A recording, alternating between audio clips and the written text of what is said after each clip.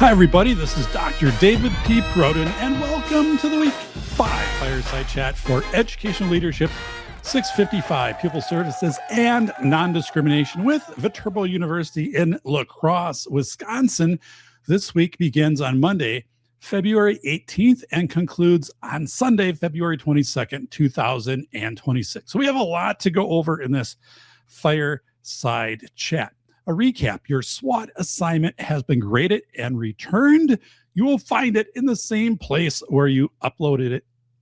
It is in a feedback file.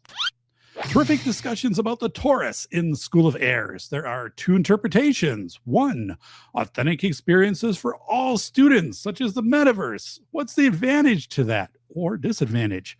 Convenience over experience, speed over serendipity.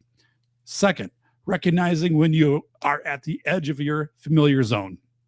So that's something too, like, we always talk about comfort zone. It's important for students to realize when they're at the edge of their comfort zone and then how to kind of traverse to the next steps. So talking about our TORUS, reconnaissance to discover, compare, contrast, and align. It's really the right to academic rigor. Your learning team assignment is due Sunday, February 22nd. Be comprehensive, but also create something that is realistic and would be user-friendly in your school. Stick to the 8-page range and do not attach Board of Education policies. However, if you have a Bruce-at-a-glance document for staff with an image of an EpiPen and visual signs of anaphylaxis, then yes, include that, but it's not required. And my printer back there is, again, thanking you ahead of time for not using much color. If you have a novel approach to this assignment, don't hesitate to share it with me.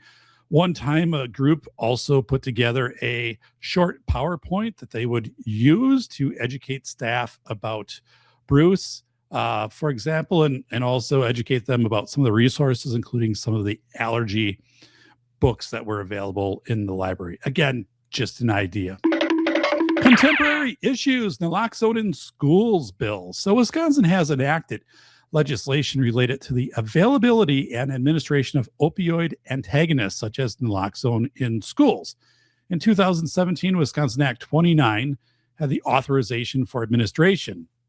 This act permits school bus operators, employees, and volunteers to administer opioid antagonist to individuals appearing to experience an opioid-related overdose. Training requirements: individuals authorized to administer these medications must receive training approved by the DPI.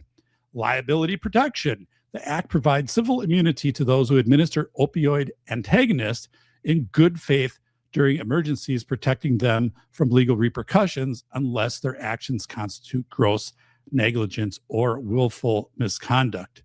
In 2023, Wisconsin Act 194 expanded that civil immunity that became law in April of 2024.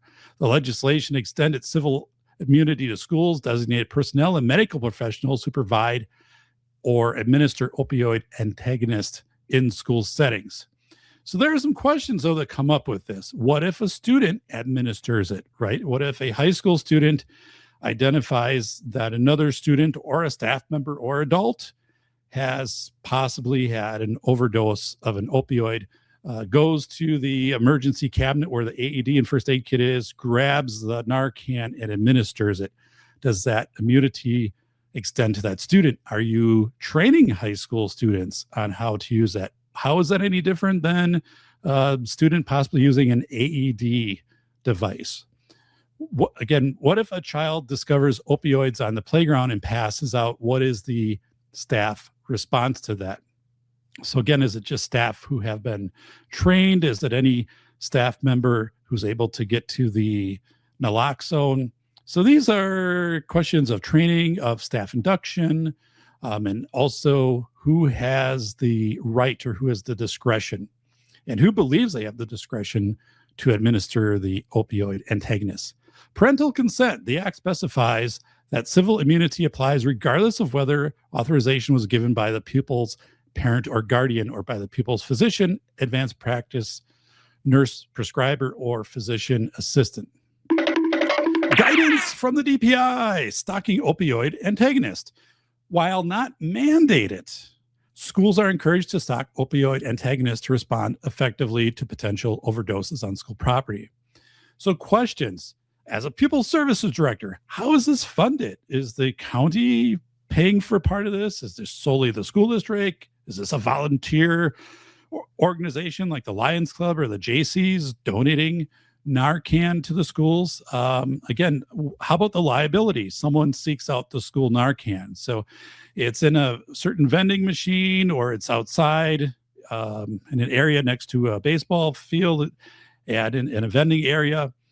Somebody goes there, but they don't make it. They pass out. And what if they perish, right? Was there liability if someone coming back from the family and saying, well, this person should have been calling 911 immediately instead of trying to reach this naloxone area? These are just questions you want to have with your school attorney and then also with your board of education if you are going to have Narcan on premises. So a 2-dose package of naloxone nasal spray typically costs about $175. Over the counter is $80. About 5 years ago, it was $10. So obviously the prices are kind of going up because the demand for naloxone is going up. Naloxone expires in about 2 to 3 years, and it should not be kept in freezing conditions. So don't store naloxone on a bus in winter in January that is going to be sitting outside overnight. Training resources. The DPI provides approved training materials for school personnel, bus operators, and volunteers to ensure proper administration of opioid antagonists. These legislative measures and guidelines aim to equip Wisconsin schools with the necessary tools and legal protections to address opioid-related emergencies effectively. So new in this week's second discussion question, I shared a link to an article about a Wisconsin family pushing for mandatory Narcan in schools after losing a son to a drug overdose. So again, Narcan is an option. It's a legal option as long as you are training people who might administer the Narcan per the DPI protocols. You are protected with your liability. But again, we're talking about it's an option. It's presently not mandated. So as a pupil service director, where would you advocate for Narcan in schools? Would you not? What conditions would you want in place? If your site has Narcan, who monitors it? Is it the school nurse? Making sure, for example, it hasn't been used, right? So you go and the Narcan isn't there, or that it's not expired. That's also something with AEDs in schools. Amazing to go around and to look at all the AEDs and you pull them out and you look at the battery packs and you're like, oh my goodness, this expired 3 years ago, or the pads. All of those things are consumable. So then what is your plan? Who's going to monitor that? Kind of these entropy in systems, when people get trained, how do new people get trained? What's the frequency of training? So I think this is I would be an advocate of this in a school district. But again, you need to have those conditions in place, such as training.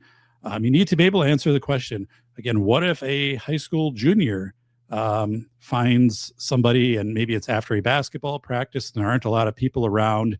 And of course, in addition to calling 911 or whatever, but boom, they grab the Narcan kit and they administer it. Are they protected? So questions you want to have. Some other points, your district's ATODA, is it punitive? Is it more on the rehabilitation side? What does this look like in a manifestation determination meeting or expulsion hearing? Inventory your ATODA awareness activities, again, in that K-12 scope and sequence, and your assets. So as we talk about expulsion hearing, for example, if a student is being expelled because of drug use, then is there a component of that expulsion hearing that has the student and the school and family working to connect that student with a rehabilitation program? School resource officers, be familiar with your Board of Education, family, student, and community sentiment about SROs in schools, including the activities of the SRO, such as enforcement or education. This will be examined from many perspectives, such as SROs to counter potential school shooters, enforcement of substantial violations of code of conduct, student welfare, mitigating and properly responding to and investigating drugs on campus, and also education and student participation from deepfake extortions. On ABC News recently, they featured parents of a teenager who died by suicide after sextortion, a scam that urged tough conversations in that district. It was a Michigan teenager named Jordan DeMay. He was a victim of, per his mom, a senseless act of sextortion. The FBI and children's safety watchdog groups say Jordan's story is one that is being played out among teens and adolescents at an alarming rate. They say parents, teachers, and caregivers need to be prepared for it. We talked about that a little bit in a previous Fireside Chat of bringing in your SRO and sitting down and having a conversation, open conversation with students of if you are the recipient of perceived sextortion. First of all, we are going to support you, and here's the steps to come forward. And or if you're a student and you're aware or suspect that a friend is the victim of sextortion, because the response, again, in this ABC News article was that the student felt very afraid, very shamed. The people conducting the sextortion said, we'll ruin your reputation, we'll make this public, we'll ruin your family, their lives. And so, again, getting out in front of this, talking with your SRO, how you might educate students. Week 4 shout outs. Renee spoke about Black History Month, and she wrote, when searching on our district's website, I was not able to find any specific information related to activities centered on Black History Month. This was also true when searching the villages around her on their websites, so I appreciate that you did that. She did find a local resource from a proximal university celebrating Black History Month, and she shared that link out in class. She suspected that there were activities happening at the building levels in the schools to honor and support Black History Month. However, they are not readily accessible or shared at a larger scale. This is one area that our district could improve. And I think with that, it is taking inventory and, again, working on a scope and sequence document so you can identify what's elementary and what's appropriate elementary, middle, and high school. And then also that you have some continuity across your buildings with that. So very thorough response, Renee. So again, thanks for looking at your website. And then also thanks for digging in with the community websites and then broadening out to the university websites. As a Pupil Services Director, I think what you've just shared is an opportunity in a SWOT, right? An opportunity is to contact the outreach at the local university who has the web page and identified activities to acknowledge and amplify Black History Month and see if there's an opportunity for some outreach between that university and the school district. Renee also noted that her district has a large influx of students who vape. This seems to be the trend that districts are encountering. It's also an area where vendors have swarmed with various vape detection devices, many very pricey. So as a Pupil Service Director, have a leveled approach between supervision and technology. You're going to have people pitch amazing devices at you, right, that can detect vape and alert the location, all of this. Well, to some extent, but do not over-rely on technology. It's technology, if you want to go that route, supervision, and then involving youth, interviewing your youth in your schools and getting activities for youth awareness of vaping, then also vaping, access to vaping cessation, which might be a partnership through your community health needs assessment with your local hospital.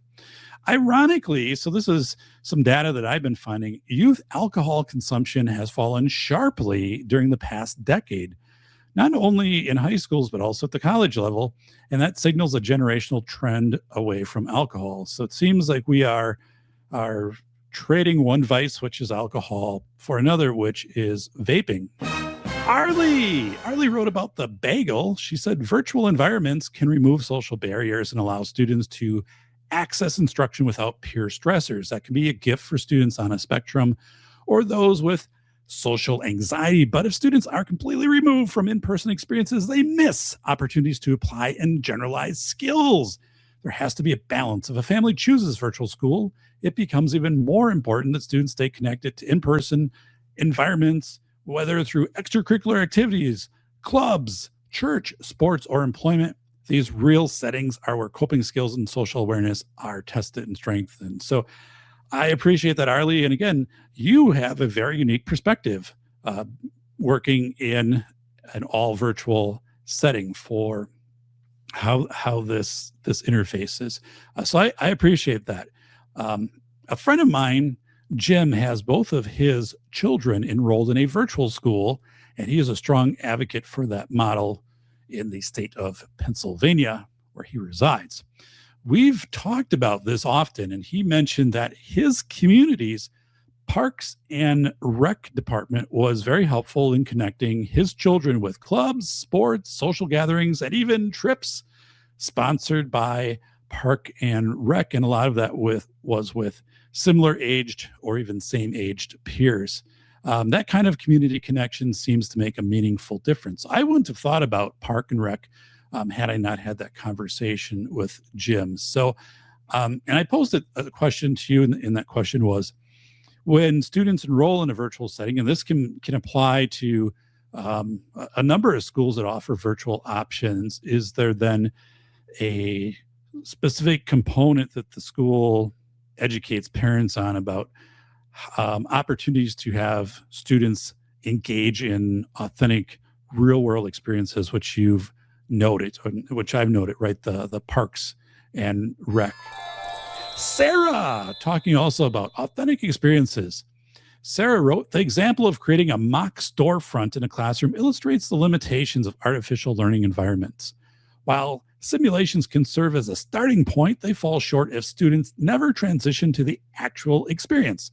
Skills such as shopping, navigating public spaces, or social problem solving require exposure to unpredictability, something that cannot be fully replicated in a controlled setting. That is a terrific response. I like how you frame that. So yes, mock settings it's a step, but if you don't move beyond the mock setting, you're really not getting to test.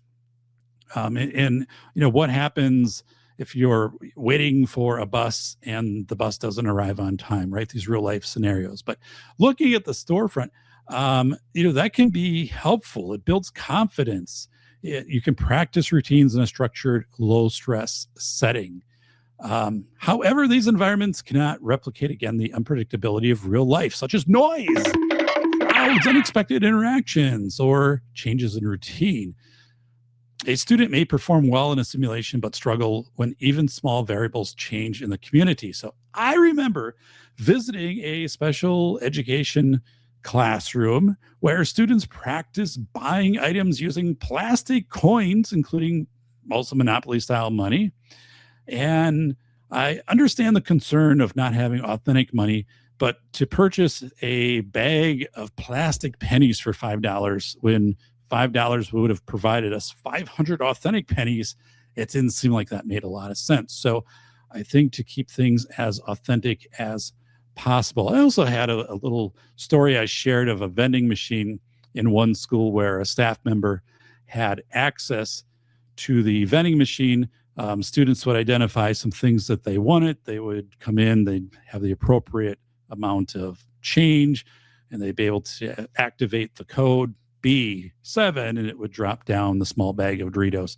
When the activity was done, then the teacher would collect the change and then would open up the machine and put the items back in it. So another authentic experience. Mason, talking also about the bagel. Mason wrote, it is beneficial for every person to have a regular expectation of how their day will take place.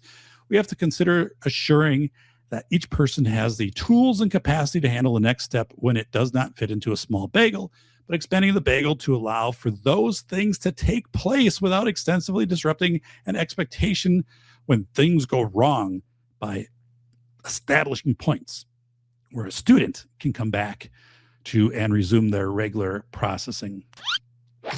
So that was very nuanced. What I think Mason was sharing in that was telling students that, making them aware there will be disruptions, there'll be unusual things, but you're pretty familiar with what your routine is, and things typically settle back into that routine at some point. So it's an assurance that it's not a permanent shift from that routine. Now, there can be events that cause a permanent shift from that routine, but for the most part. So my response to that: humans rely on routines and patterns. We are pattern thinking, pattern recognizing. It's pareidolia. It's why we see a face on the moon, right? They give us predictability and a sense of control. I've created many routines in my own life, how I structure my day, how I teach a course, even how I prepare for a trip. These patterns help reduce cognitive load and anxiety. As Mason noted, most disruptions to the bagel are temporary, such as fire drills, power outages, snow days, schedule changes, a substitute teacher. In those moments, it's reassuring and appropriate to tell students that they will return to their familiar bagel. That predictability helps them regulate and stay grounded. At other times, though, the bagel permanently shifts into a new orbit. When I worked at the School for the Blind, some students experienced sudden or progressive vision loss. The routines and ways of doing things had to change, sometimes dramatically, but their lives were not entirely different. They still had favorite foods, favorite music, activities, people. The core of who they were remained the same, even as their daily routines were rebuilt. One technique I think is often overlooked is helping students understand a timeline. I think in life, this can be generalized for all of us to use, even if you're going through kind of a rough stretch of some changes going on at a school as an administrator, as a pupil services director, using this with your team. So anyway, we can show them what today looks like. Here's what you're experiencing today, but let's look ahead. What are things probably going to be like 1 week from now? What are things going to probably be like a month from now?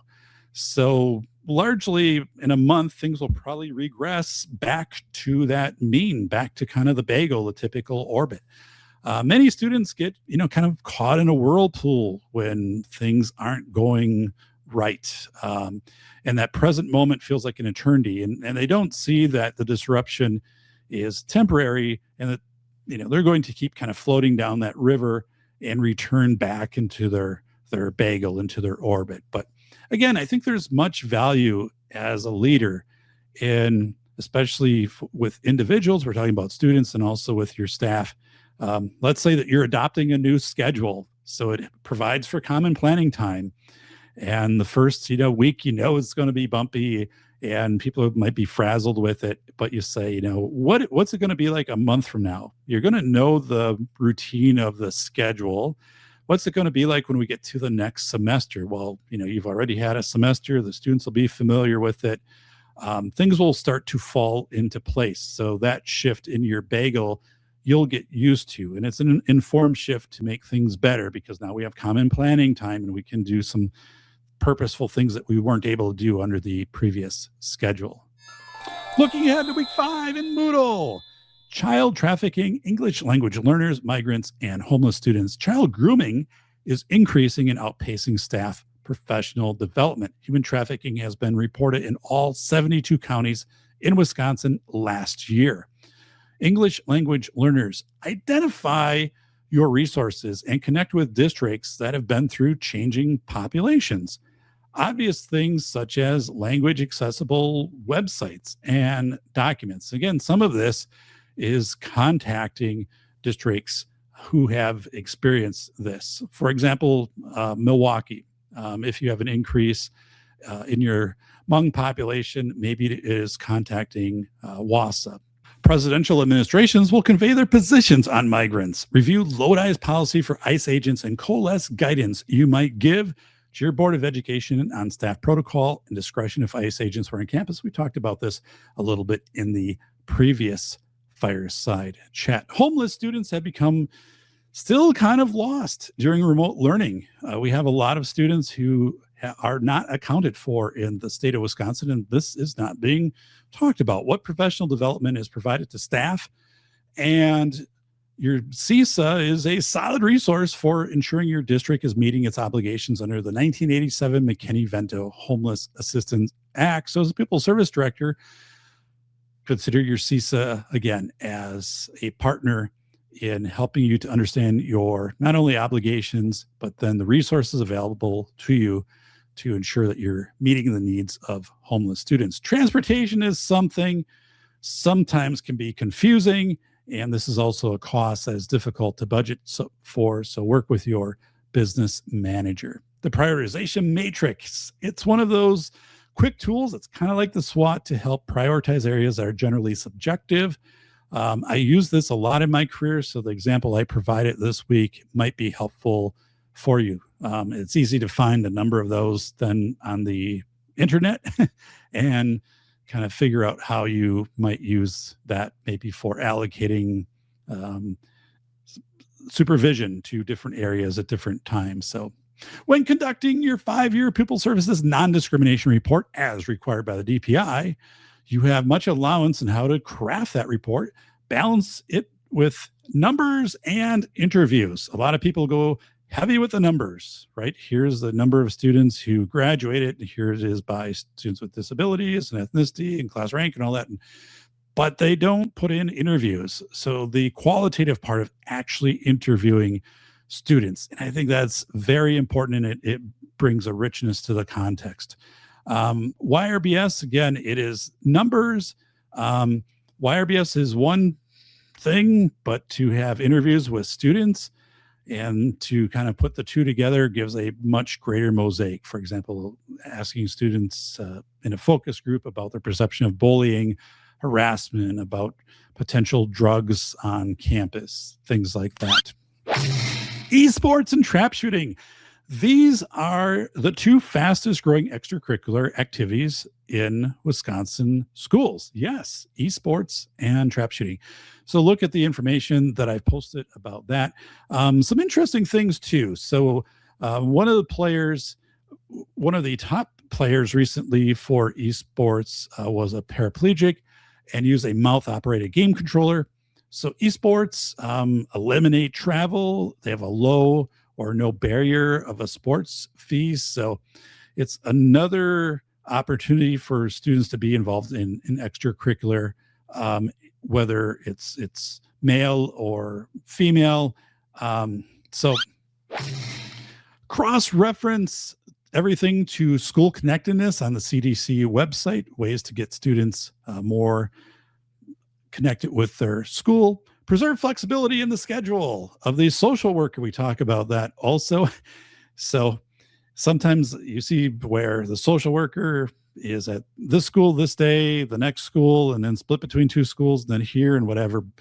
And to some level, you need flexibility in that social worker's schedule to go and make home visits, which were unscheduled.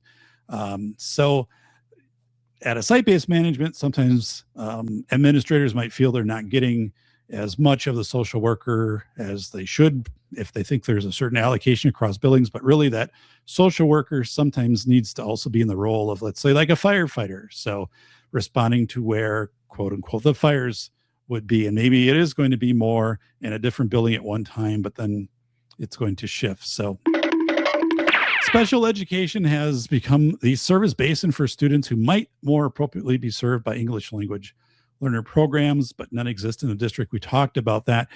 So making sure that if you do start to have an increase in migrant students and also English language learners, that you are working with your CESA, working with other districts, and not making unnecessary referrals to special education, because saying, well, that's where we have the services. We don't have an ELL teacher, for example. In the syllabus, check your CESA for ELL services. Some have dedicated pages. If not, just pick up that phone and call the special education director there or the resource network person and say, hey, tell me about your English language learner services, and they'll get you connected to the right person. Wisconsin Public Television has a kindness curriculum that can be downloaded at no cost, and a social emotional learning standards. It's also all linked together, and it is in the week 5 syllabus. So excellent job, everybody. Yeah, this was a little bit longer, but mostly because we've had just tremendous posts from you to the discussion threads. I appreciate that. So a week from Saturday, right, on the 22nd, on the Sunday the 22nd, you will be uploading your learning team paper. Since you're one group, somebody just needs to upload that, and I will grade it by hand and get it back to you. I'm looking forward to that. So enjoy this warm 50+ degree weather